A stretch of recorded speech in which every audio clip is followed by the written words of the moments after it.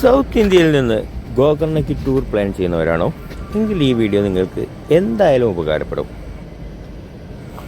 Kumta railway station. ഈ railway സ്റ്റേഷൻ്റെ പ്രത്യേകത എന്തെന്നാൽ ഇതിന് തൊട്ടടുത്താണ് ഹൈവേ. മറ്റുള്ള ഗോകർണ റോഡ് അങ്ങനെയുള്ള വേറെ ഏത് റെയിൽവേ സ്റ്റേഷൻ ഇറങ്ങിയാലും നിങ്ങൾക്ക് ഒരുപാട് ദൂരം ഹൈവേയിലേക്ക് എത്താൻ യാത്ര ചെയ്യേണ്ടി വരും. ഒരു ബഡ്ജറ്റ് ട്രിപ്പാണ് നിങ്ങൾ പ്ലാൻ ചെയ്യുന്നതെങ്കിൽ Kumta railway station is the best option.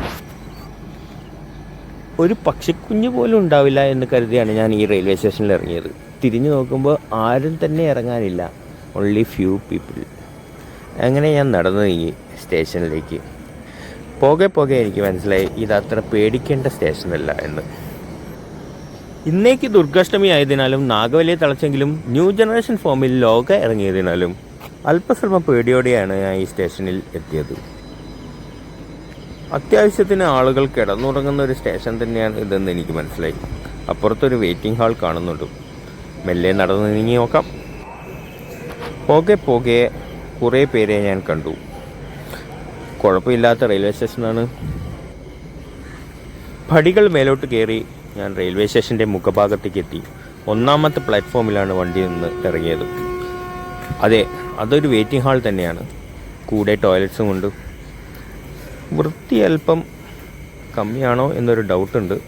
എങ്കിലും ഞാൻ സ്റ്റേഷൻ്റെ മുൻഭാഗത്തേക്ക് എത്തി. സ്റ്റേഷനിൽ നിന്ന് നമ്മൾ ഇറങ്ങി വലത്തോട്ട് തിരിയുമ്പോൾ ഒരു റോഡ് കാണാം. സ്റ്റേഷനിലെ വലതുഭാഗത്തായിട്ട് റോഡ്. അല്പസ്വല്പം ആളുകൾ നടന്നു നീങ്ങുന്നതായിട്ട് തോന്നി. എങ്കിൽ പിന്നെ ഓട്ടോക്കാരോട് വഴി ചോദിച്ച് ബുദ്ധിമുട്ടാതെ മെല്ലെ ഒന്ന് നടന്നു നോക്കാമെന്ന് തോന്നി.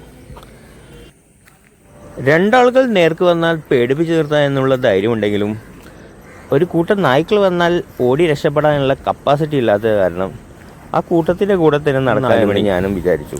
മുന്നിൽ പോകുന്ന ഒരു പയ്യനെ കണ്ടു. അവനോട് അല്പം സംസാരിക്കാം, വഴിയും ചോദിക്കാം എന്ന് വിചാരിച്ചു. വെറുതെ വഴി തെറ്റണ്ടല്ലോ. സംസാരിച്ച് നോക്കുമ്പം അവൻ മംഗലാപുരത്ത് ഒരു കോളേജിൽ പഠിക്കുന്ന വിദ്യാർത്ഥിയാണ്. Nice gentleman. അവൻ കുംതക്കാരനാണ്. ആവശ്യത്തിന് കുംത വിശേഷങ്ങളുമായി ഞങ്ങൾ നടന്നു നീങ്ങി. അവൻ പറഞ്ഞു, ഈ കാണുന്നത് നേരെ പോകുന്നത് ഹൈവേക്ക്.